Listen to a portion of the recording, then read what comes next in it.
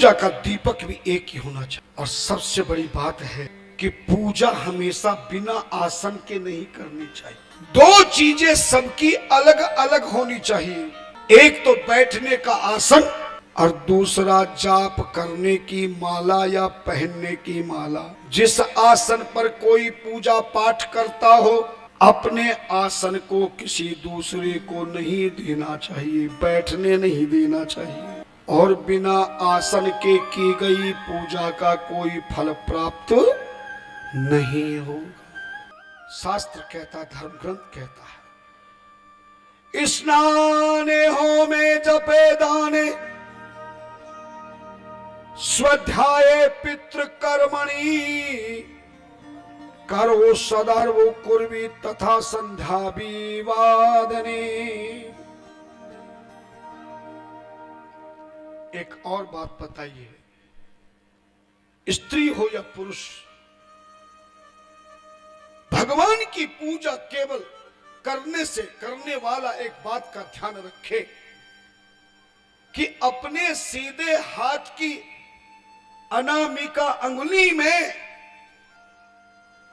सीधे हाथ की अनामिका अंगुली में सोने की, चांदी की, तांबे की, पीतल की अंगूठी अवश्य होनी चाहिए। या फिर कुशा की अंगूठी बनाकर के पूजा करे, पर स्त्रियों को कुशा का प्रयोग नहीं करना चाहिए। इसलिए शास्त्र कहता है कि जिस अंगुली में विवाह के समय आपको अंगूठी पहनाई जाती है, परस्पर में पति पत्नी होने वाले पहनते हैं, उस अंगूठी को जिंदगी में कभी निकालना नहीं चाहिए। आज लोग उस समय तो पहन लेते, बाद में उतार के रख देते। इसीलिए पति और पत्नी के बीच में जरा जरा सी बातों को लेके क्या होता है, झगड़ा, और झगड़े में भी रगड़ा, और रगड़ा भी तगड़ा। अंगूठी में बहुत बड़ी शक्ति है। सुनाने की आवश्यकता नहीं, आप जानते हैं सीता की खोज करने के लिए हनुमान जी जब गए तो श्री राम जी ने हनुमान जी को क्या दी थी, बोलो ना।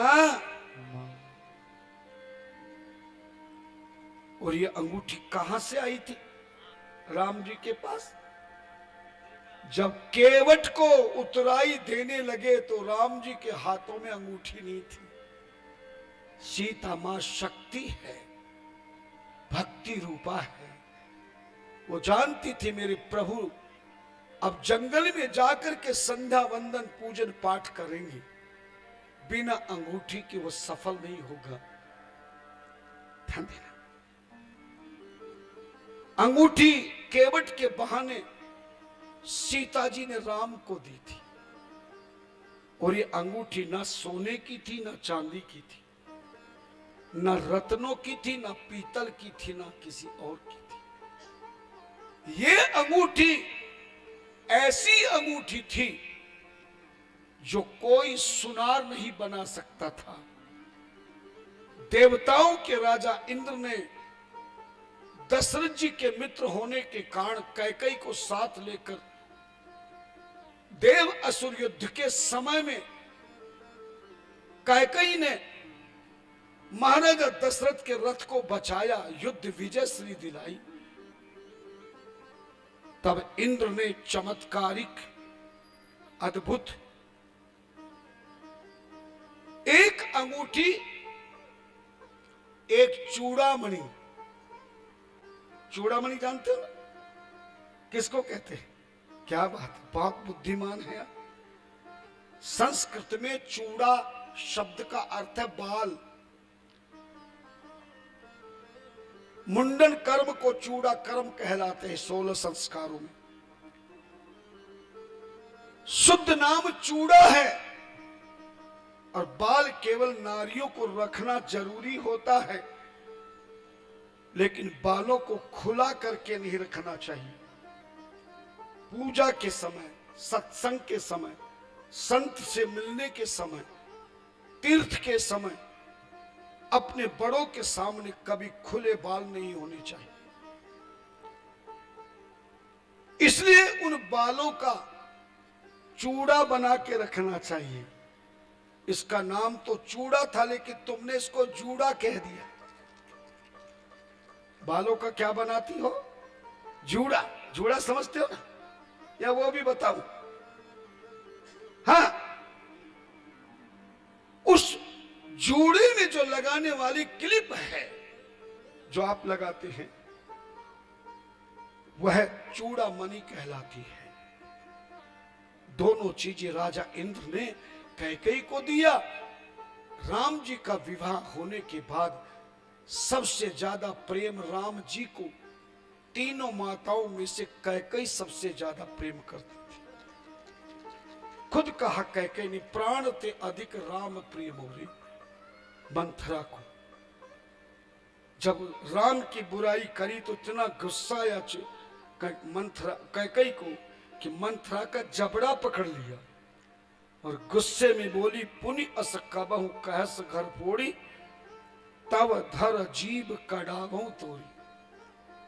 हरे राम तो प्राण ते राम प्रिय मोरे, प्राण ते अधिक राम प्रिय मोरे, तिनके तिलक क्षोभ अस तोरी।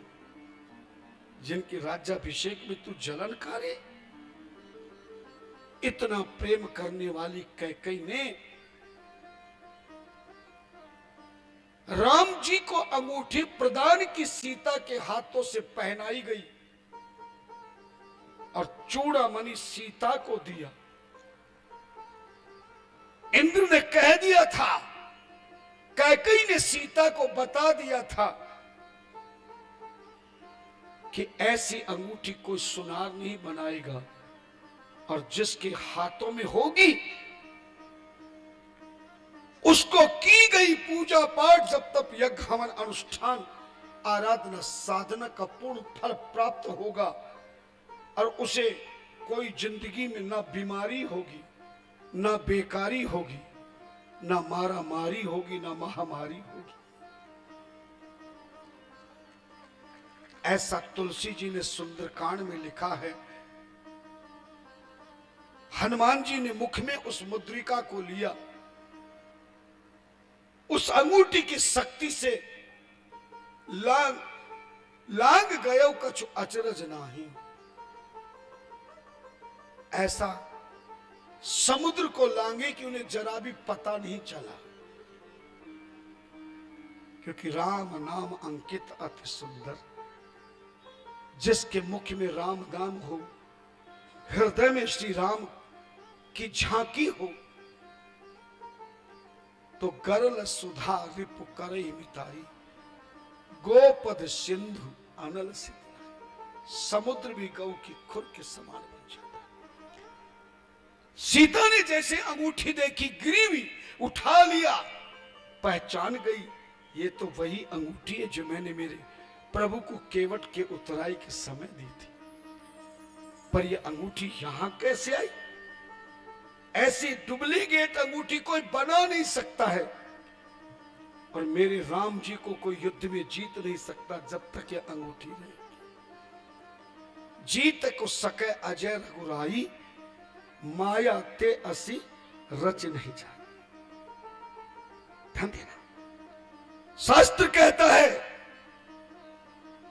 पूजा वही हाथ कर सकता, वही शरीर कर सकता है। सीधे हाथ में पुरुषों के, उल्टे हाथ में सौभाग्यवती नारी के, कन्याओं को भी पहनना चाहिए।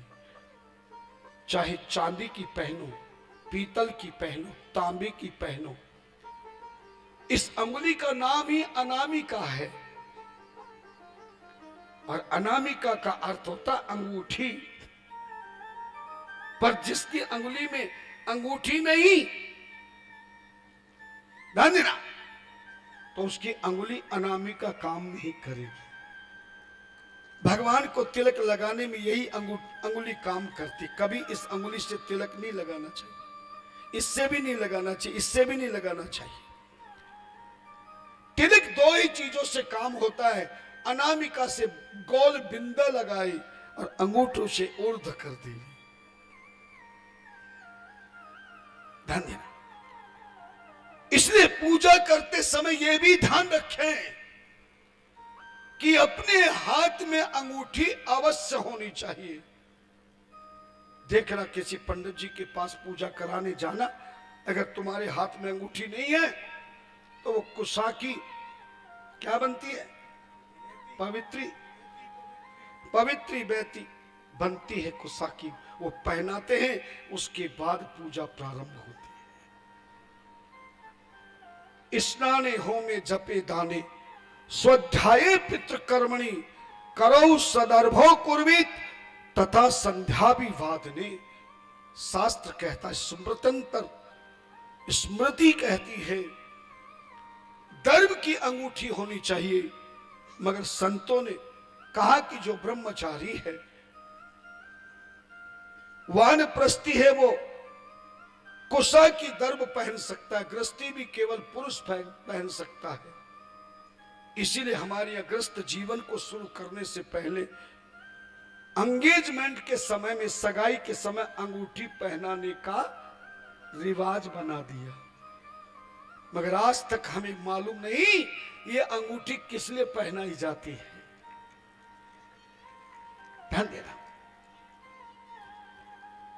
दूसरा, बिना आसन के कभी पूजा न करें। बिना आसन के कभी नहीं बैठना चाहिए। लेकिन आसन बताया था मैंने, कुशा का आसन केवल पुरुष बैठ सकता है, और मृगछाला जिसको चर्म का आसन कहते हैं, मृग चर्म प्रत्येन वर्जयेत पुत्रवान गृही। जिस पिता को शादी के बाद पुत्र हो जाए, ऐसे ग्रस्त पिता को कभी भी हिरण की चमड़ी पे, मृगछाला पर बैठकर कभी भी पूजन पाठ नहीं करना चाहिए, उसे त्याग देना चाहिए। केवल कम्बल का ऊन का आसन होना चाहिए, या फिर लाल या पीला रंग का नया वस्त्र रेशमी होना चाहिए। सनातन धर्म के आचार संहिता के अनुसार पूजा में बैठते समय रेशमी वस्त्र धारण करने चाहिए। कौन से वस्त्र धारण करने चाहिए? पीला या लाल रंग का रेशमी वस्त्र को शास्त्र ने पवित्र बताया है। इसलिए संत, योगी, तपस्वी, पंडित, पुजारी या कहीं कहीं मंदिरों में दर्शन करने का नियम बना रखा है, जब तक तुम पीले या लाल रेशमी वस्त्र नहीं पहनोगे तब तक मंदिर में प्रवेश नहीं कर सकोगे। हमें आज तक पता नहीं, माताओं को भी कम से कम सुबह रोज पूजा करने के लिए 2-3 साड़ी या सूट ऐसे रखने चाहिए जो रेशमी हो। सुबह स्नान के बाद पहले रेशमी वस्त्र पहन के पूजा करो। पुरुषों को भी धोती या कुर्ता या बनियान पहनना चाहिए, या फिर पजामा कुर्ता पहनना चाहिए। पीले रंग का हो या लाल रंग का, या अथवा सफेद कलर भी पुरुष पहन सकता है। मगर एक विनम्र निवेदन करूंगा इस व्यास गद्दी से, किसी भी हिंदू समाज को, खास तौर से सनातन धर्मियों को, काले कपड़ों का प्रयोग भूलकर भी नहीं करना चाहिए। मेरे 30 साल का अनुभव है,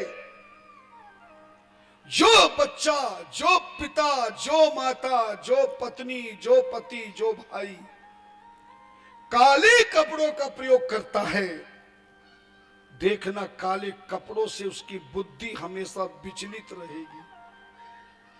क्रोध आएगा, आलस्य आएगा, अभिमान आएगा, मनमानी करेगा, और ग्रस्त जीवन में कभी भी तरक्की नहीं कर सकता। काला कपड़ा केवल कोर्ट में वकील साहब को पहनना पड़ता है, जज साहब को पहनना पड़ता है। ये काला जो रंग है ये हमारे हिंदुओं के लिए नहीं है, ये काला वस्त्र किसी और के लिए है। हमारी संस्कृति में तो लाल, पीला और सफेद, जितने ये 3 कलर के वस्त्र पहनोगे तुम्हारी बुद्धि सात्विक बनेगी। मेरे पास जब भी कोई आता मैं सबसे पहले कहता हूं काले कपड़े का त्याग कर दीजिए। काले कपड़े आज बच्चे ज्यादा पसंद करते हैं, सबके काले वस्त्र फेवरेट हैं। पहनने में काला वस्त्र और नाश्ते में पास्ता खाते हैं। इसलिए घर घर बीमारी है, लाचारी है, बेकारी है और महामारी है। काले से प्रेम है तो काजल लगाया करो, काले से प्रेम है तो बिंदी लगाया करो। काला टीका, काली बिंदी, काजल आपके शरीर को स्वस्थ, मस्त, तंदुरुस्त और जबरदस्त रखेगा। हाँ, जन्म लेने वाले बच्चे को जितना काजल डालोगे उसकी आंखें उतनी ही बढ़िया होंगी, मगर काजल ये बाजार वाला मत डालना। सरसों तेल का दीपक लंबी बत्ती का बना के उसके ऊपर कटोरी थोड़ी ऊंचाई पे रख देना, अपने आप काजल तैयार हो जाएगा। उस काजल को डाल के देखिएगा, धन्यवाद। तुम्हें ज्ञान नहीं है, शादी के समय अंगूठी का महत्व है, और जब दूल्हा बन के घोड़ी पे बैठता है तो उसको काजल लगा करके विदा किया जाता है। तुम्हारे बुढ़ापे में मुझे सब बात याद दिलानी पड़ रही है। ना तो तुम्हें काजल का महत्व है,